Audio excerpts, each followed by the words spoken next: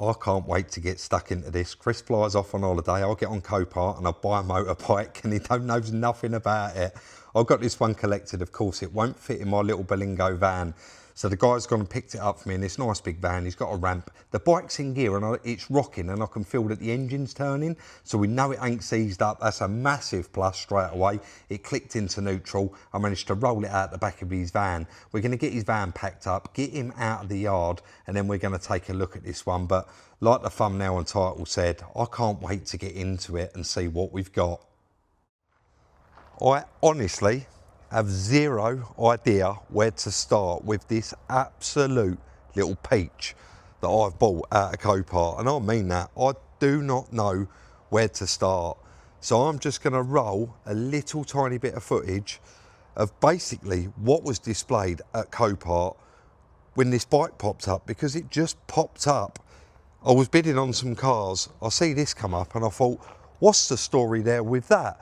I kind of knew what it was straight away, but let me show you what it was listed as and tell me what you think in the comments down below. But this was a real steal due to pure laziness, I'm going to say.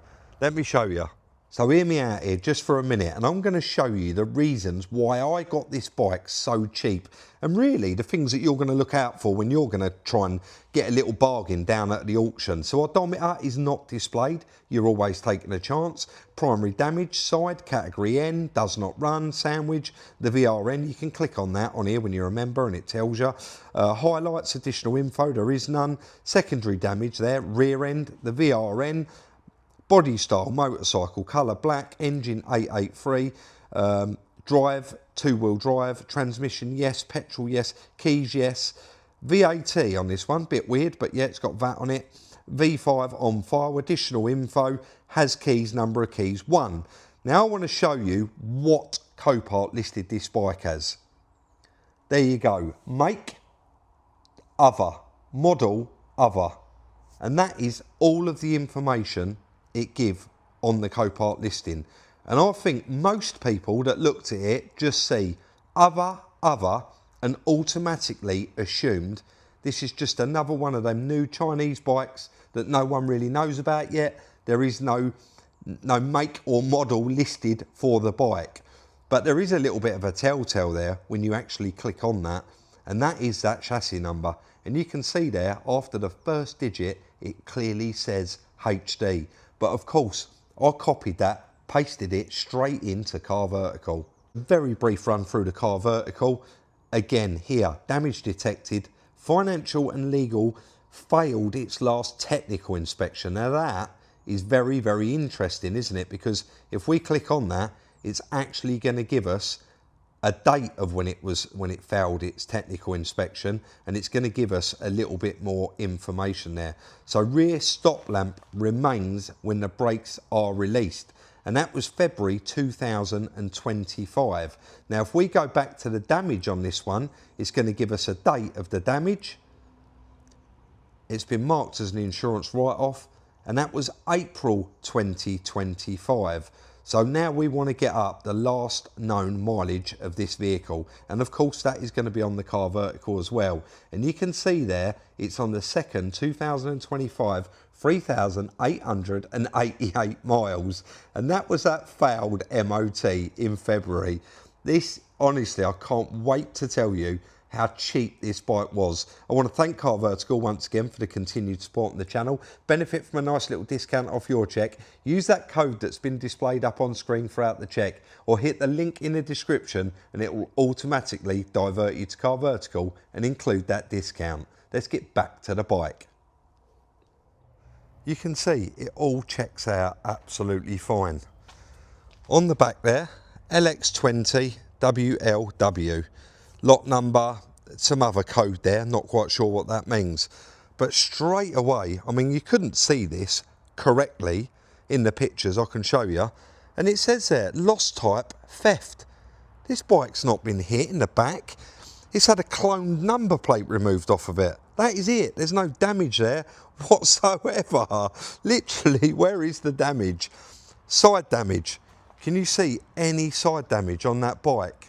Literally not a mark on it. So the pictures were when it first arrived there, in February or March.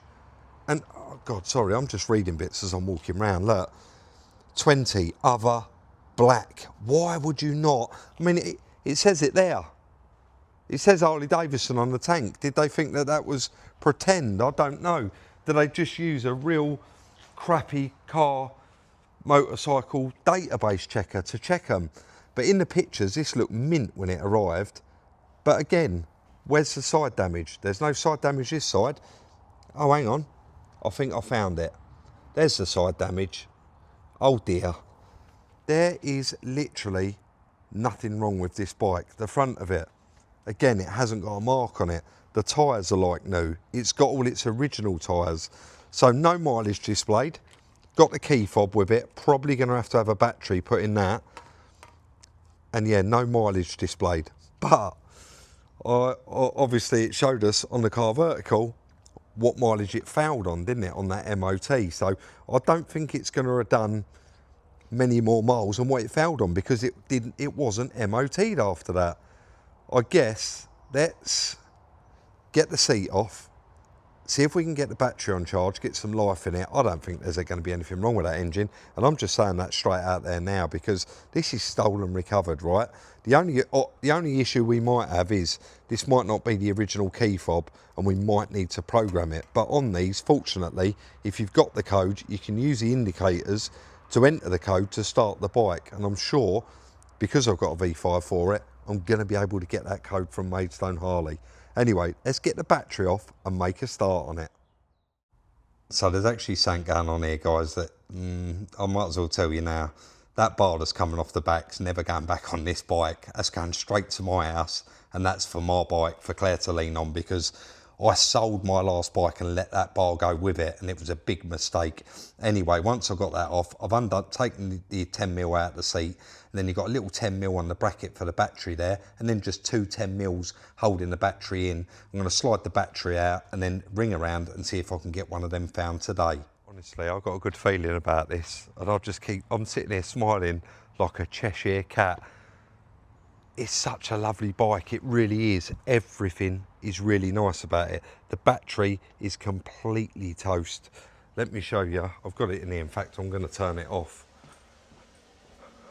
I've got it on 12 volt high. It's been on there 5 minutes and it's literally done nothing. That battery is toast. We're going to need to get that replaced. But I have put the jump pack on it, and every time I turn it on, you can just see the alarm light flashing there. This is the key fob's dead, and then it says, look, enter pin. So do you remember me saying earlier in the video, you can enter the pin by using the indicators, but I don't know the pin. But that key fob, they just need batteries. My one needs them. Every year I have to put a battery in mine. So I'm going to go off, get a battery for that, and then of course I will check the oil and the... Yeah, it's got oil in it. And I think... Look, I'm just getting excited, ain't I? Let's go and get a battery for the key fob, a battery for the bike, and let's see if this thing fires up. But I think we're going to be all right. I just feel it in my water. Let's go and get the bits we need. I'll tell you what, while I'm out as well, I'm that confident, I'm going to get a number plate for it as well. I better peel this logbook off, take that with me. Let's get it done.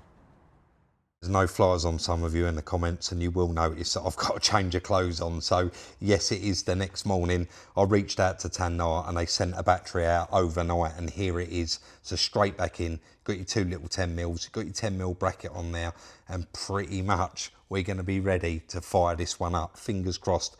I've been home and put a battery in the key fob. Well, obviously I've done it last night and I've brought that in. So let's take a look. Getting excited now, but getting nervous. First of all, huge thank you, Tayna Batteries. Guys, there's a little discount code up on screen now if you need it for a car, a boat, a motorbike, literally anything, a mobility scooter, jump pack, they've got you covered. So hit them up if you need a battery. They've hooked us up, sent us out a battery. I've had a battery put in the key fob.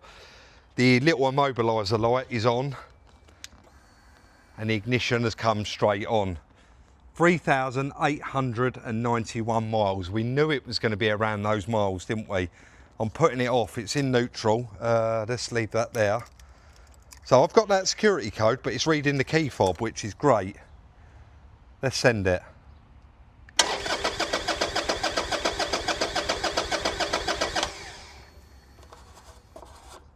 Injector's working.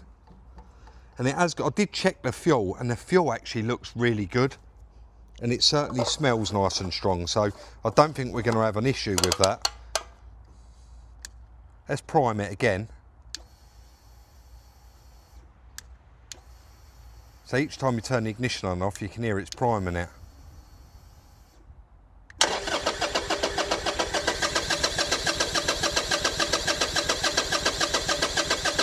If anything, at least it's building oil pressure. The one thing I will say though is I expected that to at least fart around.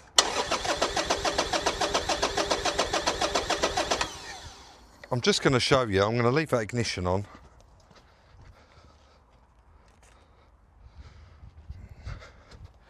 It has got an engine management light on. And this is normal, by the way, ABS. All these Harleys do that until you start riding them. But let me prime it again.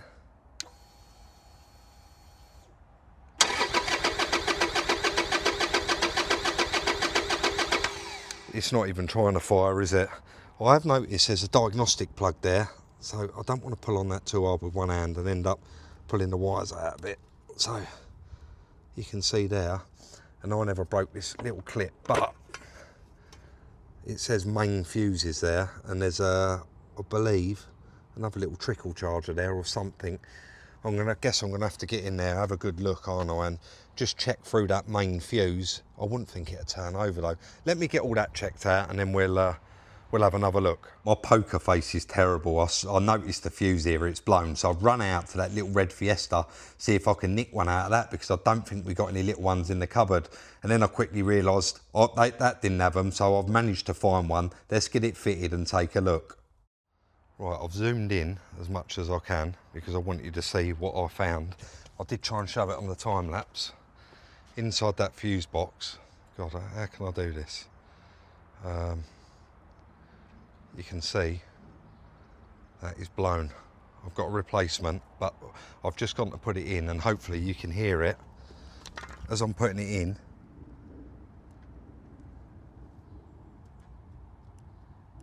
It's making a clicking noise. Actually, is that clean? Yeah. Let's get that in there. The other two are right. There's like a massive main fuse there. There's a 15 amp and a 10 amp, and it was a 10 amp that was blown.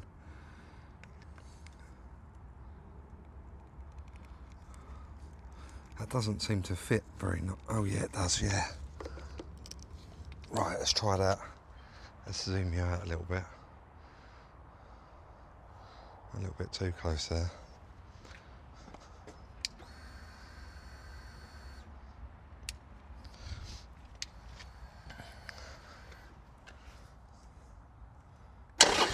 Yes! Get in there! Oh, it actually sounds alright. Yes! One little fuse. It's definitely stolen, isn't it? And is that why they've broken down? I don't know. That sounds alright. Engine light's still on. Very, very quiet for a Harley.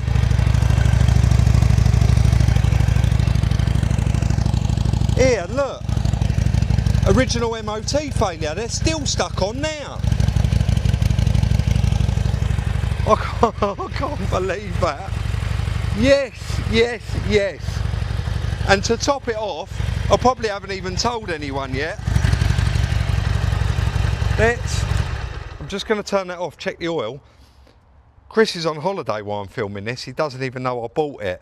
So how nice is it to get it all up and running before he actually gets back, and I don't have to say I've bought another lemon.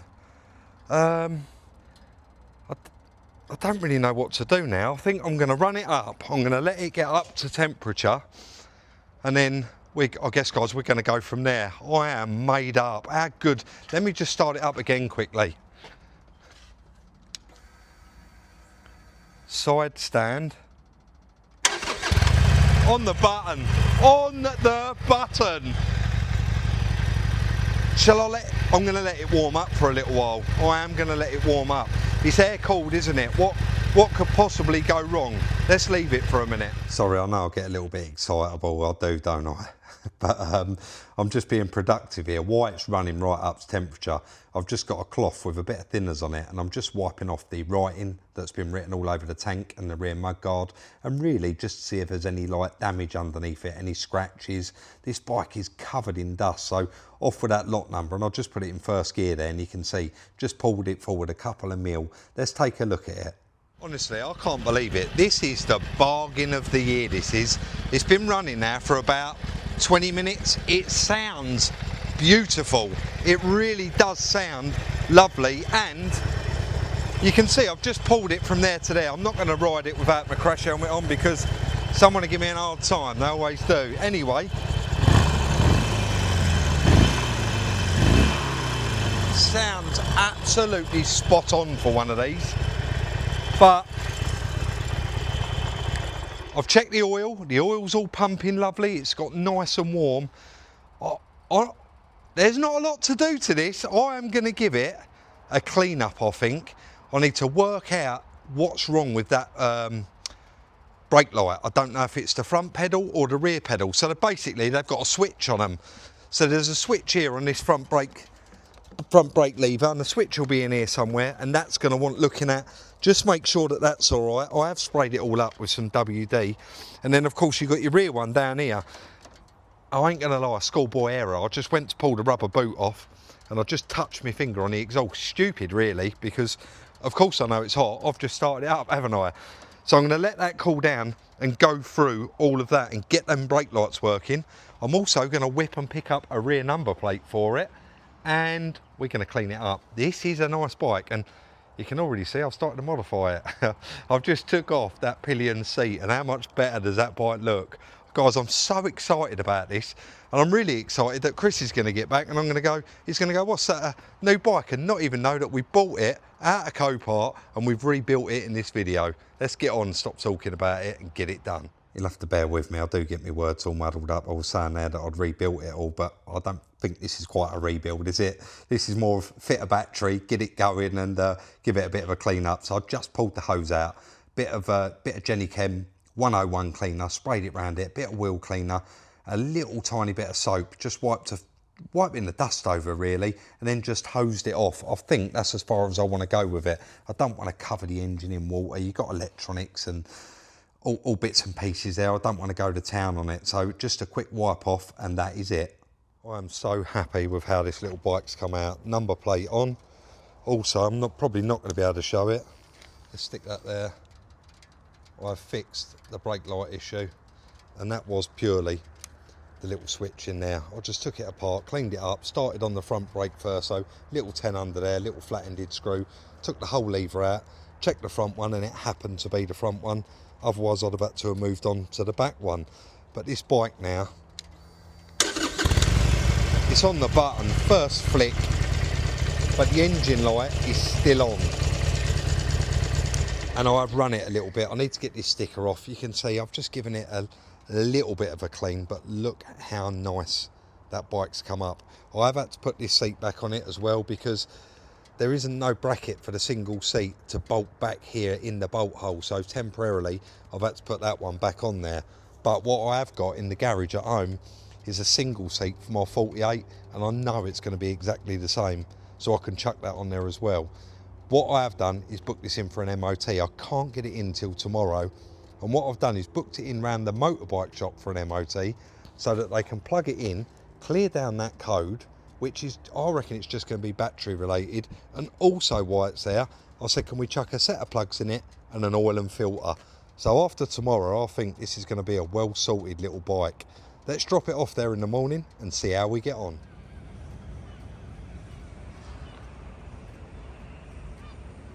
Slight change of plan there with the MOT, but we'll get into that in a minute. I've actually just bought it back, and you can see in that bag there I've got a service kit. But before we do that, I'm just nicking the docking station that goes with that bar. So I've just been home and got the 4 bolts out the back of my guard of mine, and then I'm going to put them in this and then take this docking station for the bar. I guess I owe you an explanation of why it didn't go to the motorbike shop and have its MOT, but that is purely because they actually couldn't get me in.